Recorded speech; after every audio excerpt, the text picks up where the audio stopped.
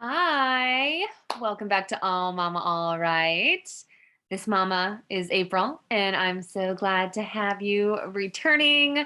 Or if this is your first time, welcome, welcome, welcome. We're here, we're mamas, and everything is all right. And to be quite honest, everything's better than all right at this stage in my life right now.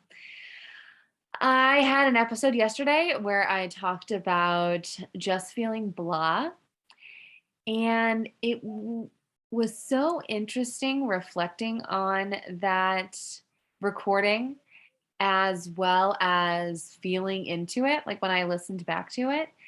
Because I think what has been happening recently with me is you, things are good. Things are good.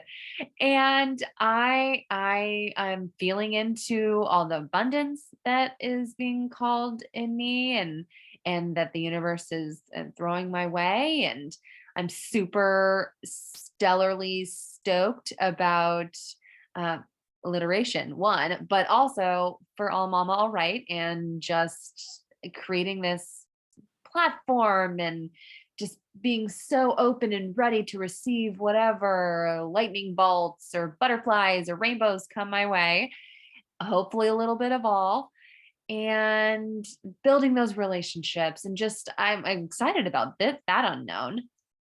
And I love the time I'm spending with Zenna. I freaking love you guys.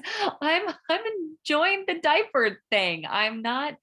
And when I was reflecting back on my blah, and even some parts when I would express, maybe me, being in a bitch mood, and yeah, I'm sure I was feeling that, and that's, everyone's human, but sometimes I kind of force myself not to allow my natural state of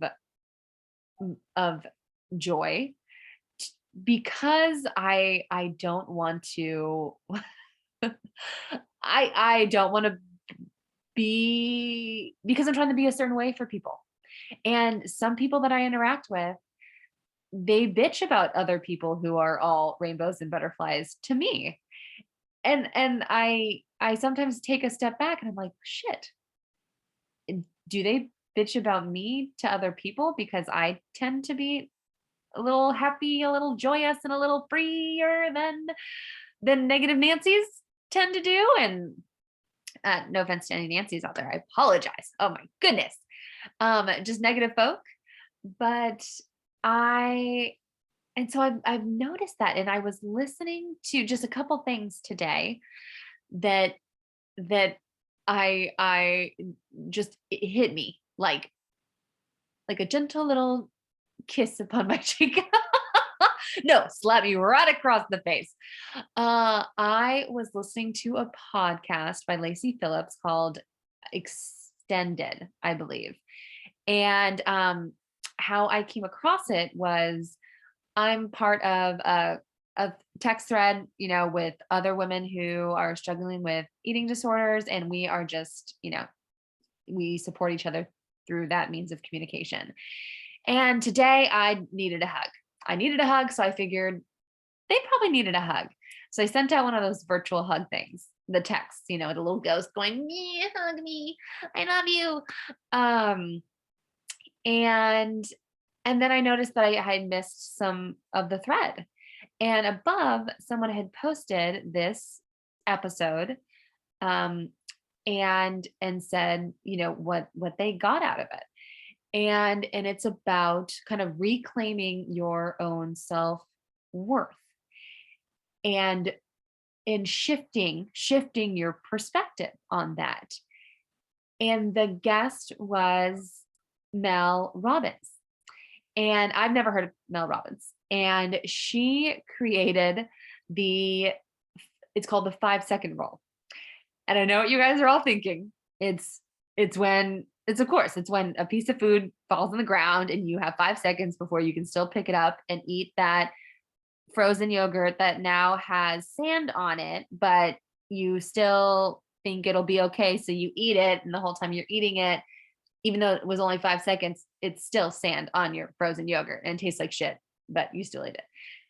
But no, it's not that, you guys, or you mamas. It is when you, no matter what, you count down from 5 and you launch yourself into whatever uncomfortable or unromantic or just unattractive situation that you know will only make you stronger and bring you closer to goals or achievements or just anything in life. You the 5 second rule. So she does it every single morning to get out of bed. And so alarm goes off and you count 5, 4, 3, 2, 1. And then you jump out of bed no matter what. And then that's just how you are gifting yourself the day. You're just, okay, no matter what. And it's even if you had the shittiest day, say you are still struggling with, because she mentioned this when she was hitting her rock bottom because she'd gone through a bunch of financial, or was going through financial insecurity, drinking, some family relationship ish, and so she felt like she had nothing to get out of bed for. And I remember going through that with sobriety. So how helpful is that for people in early sobriety?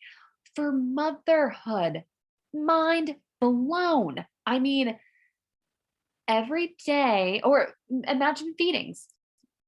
The types of feedings that I did, I woke up every 2 hours around the clock and fed Zena. And I believe that was for the first, I want to say the first month of her freaking life, if not longer. And then we started, increasing to, during the day, every 4 hours. We don't need to get in that.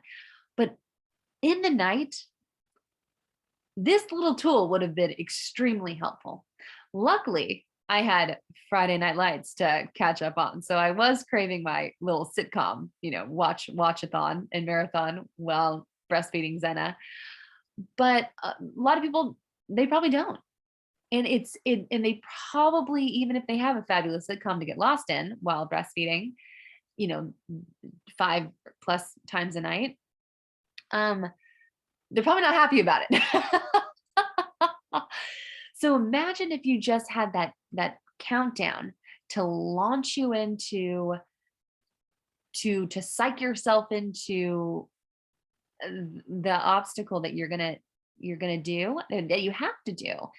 But like shifting, because it is scientifically, y'all just have to read it. I'm gonna read it too. Her book called The 5 Second Rule.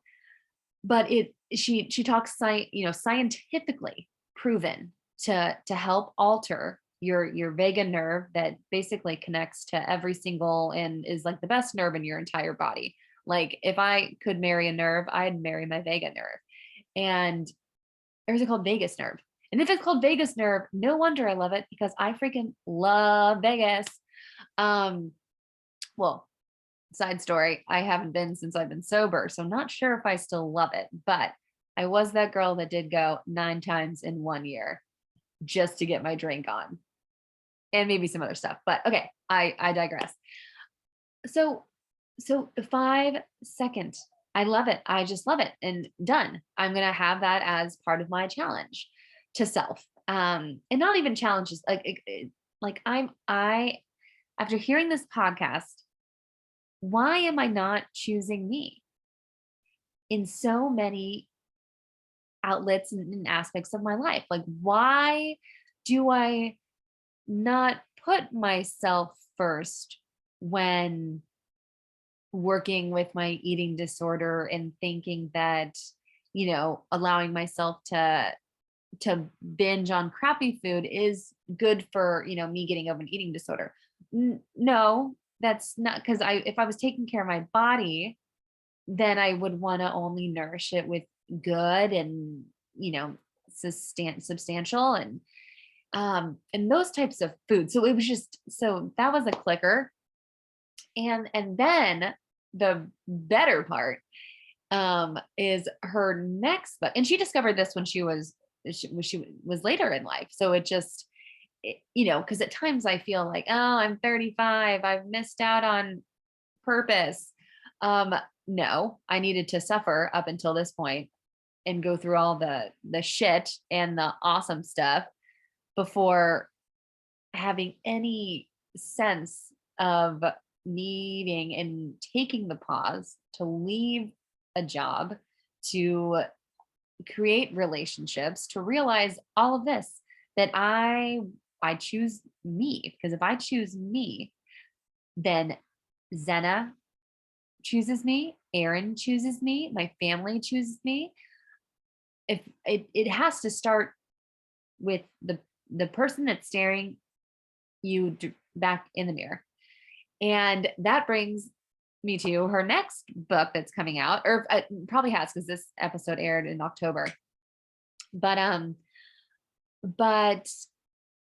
the high fiving yourself, and having a high five attitude. And y'all, I can't hide it. I have a high five on crack times a million type attitude. I have always been that cheerleader. I have always been someone who just is, skipping up and down the office halls, or planning the event and welcoming every single person with the high five. I just, from sports teams, that's like, I will never forget.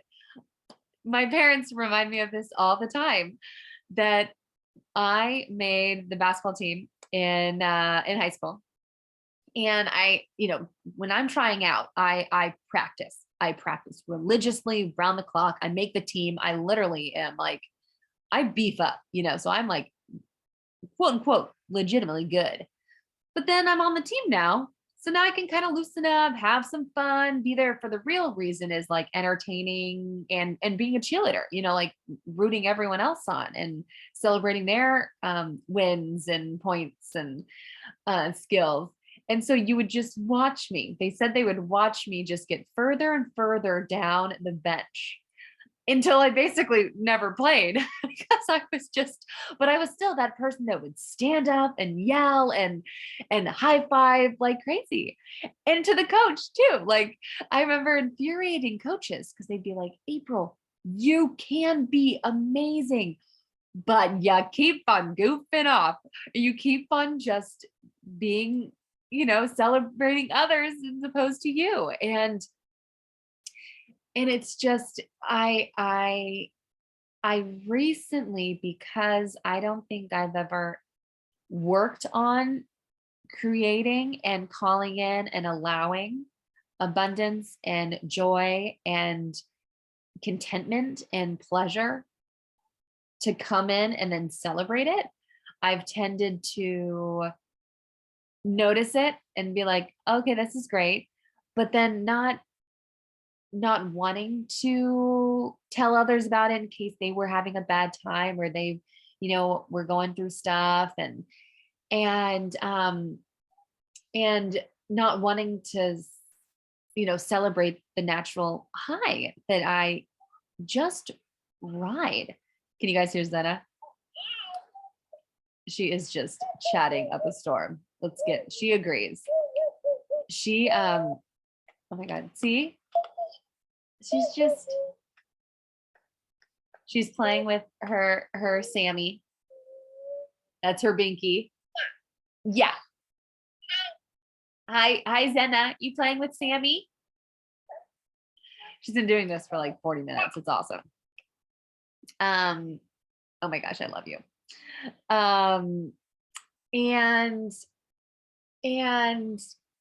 yeah, just like dimming my light. I've been dimming my light, and before, I think I just allow it to be dim. I wouldn't even notice it until recently, when I listened back to like a couple of those episodes, and I was like, was I really in that state, or had I had a lot of, kind of high five attitude type episodes that I got to throw in a little raunchiness or a little like, oh, no, I'm not riding a high or just a naturally content and joyful human being.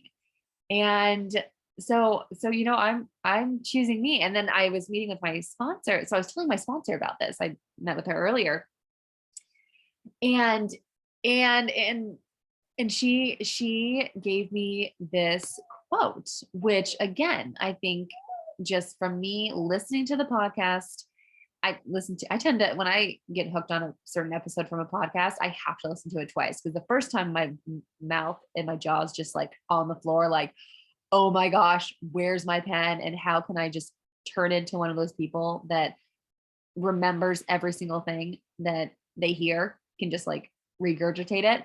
I'm totally not that person, as you can probably tell. I'm like, yeah, you remember that vagus nerve, blah, blah, blah.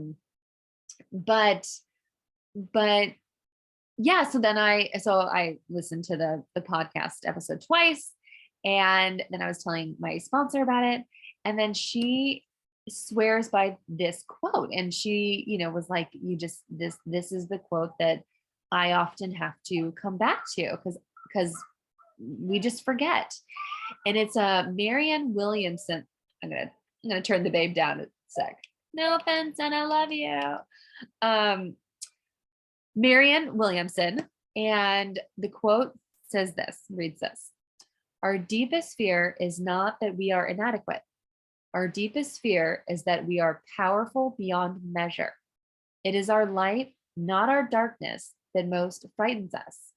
We ask ourselves, who am I to be brilliant, gorgeous, talented, fabulous? Actually, who are you not to be? You are a child of God. Your playing small does not serve the world. There is nothing enlightened about shrinking so that other people won't feel insecure around you. We are all meant to shine, as children do.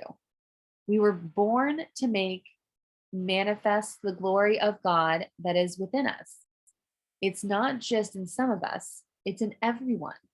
And as we let our own light shine, we unconsciously give other people permission to do the same. As we are liberated from our own fear, our presence automatically liberates others. Bam! I mean, that needs to be tattooed across my forehead so I can stare in the mirror, give myself a bloody high five, and and then read it out loud. It's in Meg Robbins talks about, or sorry, Mel Robbins talks about this. Is she, her second book is about the high five method. And it's every morning, you shoot out of bed, you launch out of bed after the countdown. And then, a song just started singing in my head. The final countdown. Yeah. Yeah, I think the Warriors play later. Maybe that's why. Anyways, so you launch out of bed, and then she talks about making your bed, because it, and I grew up making my bed, and it is just, even if it's the one accomplishment that you do all day, you get to crawl into something that is clean and tidy, and it has been funny because our bed's pretty big. And so I've only been making my side of the bed because I've been too lazy to walk all the way around to my husband's side. I should probably start that. But yeah, so then she makes her bed, and then she talks about high-fiving your heart. And love this, because how many of us, and I can only speak for myself, but I wake up with not only my to-do list, but my husband's to-do list, Zena's to-do list, the dog's to-do list, my neighbor's cousin's son's to-do list, like you name it, I have a to-do list for you. And so I'm already not in a mode of celebrating. I'm in a mode of go, go, go. and most likely control. And so I love that, just high-fiving your heart. And so you just take deep breaths in and out. And again, that's to center and balance and calm your vagus nerve. And so you can start the day. And then she says, then she goes into the bathroom, and that's when she connects. And again, my routine is I get up and I go straight to the bathroom. Well, I have been meditating, so I'll have to figure out I think with launching out of the bed, if I just change positions, like put my feet where my head usually goes, so my smelly feet on my awesomely clean pillow. I like that. Let's do that. But I go to the bathroom, and then it's routine. I just do the face cleanse, the lotions, and then the teeth, and then bam, I'm out. Retainer, I forget the retainer sometimes. So what if you just take that second and you look and you say, hey kid, here's a high five. You're doing awesome. And you literally like high five. And she says that that's the important part, is like the action of a high fiving yourself in the mirror and making the eye contact. Because when you lift your arm up, it not only signals to the brain, kind of like a celebratory action of hugging and high fiving and like praise I love how I'm trying to do this when I'm laying down, like,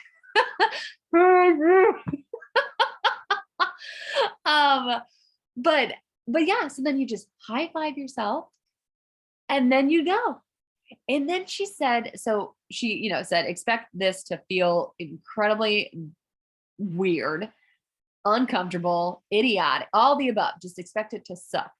But what she noticed the second, the third, the fourth day is being excited to go and see your friend that you want to support in that mirror, staring right back at you with a high five.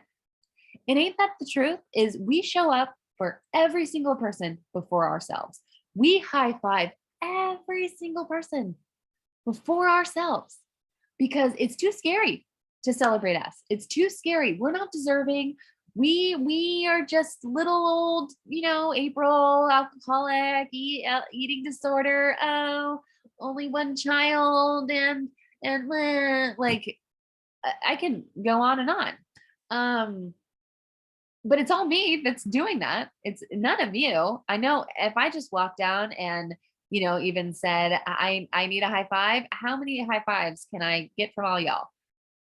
Millions, because I know a million of you are watching this. And guess what? I would give a million plus back.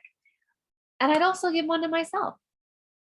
And I just can't, I hope you can feel how this just like clicked with me. And I am going to hold on to my truth and keep showing up in my high five attitude, hoping that will be a vessel that, the universe will use my high five attitude to celebrate and uplift and be the cheerleader for those that can't cheer for themselves because they're having the hard time, because they're struggling, and because they don't know that they can't. I think that's also it. I didn't know that I was allowed to be joyful all the time. If that is in fact how I'm feeling, I'm not going to go back to faking it. When I was literally depressed, should have been on antidepressants and killing myself with alcohol. And that's not what Mel was asking, and what Mel had, doctors like scientifically prove. It's not saying when someone passes in your life to be like, oh, put a smile on your face. Shit happens. We move on. No, it's learning how to celebrate the loss and mourn without beating yourself up, turning into a darkness, allowing the darkness just to completely swallow you. It's just, and this is where perspective comes in as well, and relationships and support and tools and everything that I know as mamas, we just need, we literally like thirst, like when I started listening to certain podcasts that were clicking with me when I was when I was pregnant, one, and then with postpartum. And that's how I got sober too. When I found Home Podcast by Holly Whitaker and Lauren McGowan, they were my best friends. Like I joke about this kind of, but no, like I talked to them. I didn't drink with them. I, we went through the same shit together. Same with pregnancy. When I found the Herself podcast and many of others, it was same dip. I feel like a cow. I feel like body image, all that shit. And then I can keep going and going. Postpartum, especially. Who knows what would have happened if I wasn't craving, or if I didn't know how much I needed tools to connect in order to survive. I mean, and it goes to this, to and anything. And it's just, I can't thank Mel Robbins enough. She will be on this channel and or this podcast. And I am just going to high five the shit out of life and 5-second rule. I'm going to apply that to everything, and as well as eating the frozen yogurt that falls in the sand. I'm still going to give it 5 seconds and eat it, and it's still going to taste like crap. But that that brings me joy. And yeah. So, and I just love those little nuggets, and I really love the fact that I get to pass it on, because that's how I found it. It's just word of mouth, and it's the universe putting me in a flow to share the flow, to just to get to celebrate life. I mean, it really is. I think this is really going to launch me into a new dimension with my eating disorder, because, like, just I want to choose me as my best friend, not as someone that I will look at and critique and say isn't enough, and shame and guilt their self into episodes. And I know it's gonna be hard. Come on. I've been doing my usual ish, thinking I had to in order to, to stay small and be loved and lovable. But I was always looking outside. And now I just certain things that were said today, and it has to start with me. It has to start with you. And I want, like, everything that I think I'm doing to, like, better Zena and be there for her and my husband and just everyone who is in my life. I'm not even a tenth, a millionth of a way into what I can be with them, because I'm still not loving and choosing myself. And my gosh, oh golly, this is just like explosion, jaw drop. What has Oprah said? Aha moment. Like, oh face. Oh yes. I'm stoked. I'm stoked. And I am just so grateful that I got to share it and that I learned something all the time. And I can't wait just to explore all this unknown and all these learnings together. And man, is it going to be hard, but how nifty that we don't have to do this alone, that it will be all right, and that we are all mamas sticking together, supporting each other, lifting each other up. Like, air high fives, y'all. Air high fives. Air high fives, y'all. There's a mirror right over there. I'm going to go high five myself. Well, I kind of do it right now because I'm talking to myself. Air high five, April. I'm awesome. Oh, groovy. Well, and my hair is in two little, bun pigtail things. And this was something that I wanted to, bring joy to myself for my inner child. And it was another thing that I even paused. I was like, well, according to ageism, I'm too old to wear pigtails. And I was like, you know what? Screw that ish. I'm gonna wear pigtails. Hillary Duff was wearing pigtails in one of her new sitcoms, and so I'm gonna wear pigtails. Oh my gosh, okay, I gotta stop. But all the love, all the light, and that will never change. And now all the high fives from this mama to you. Signing off for now. All righty, y'all.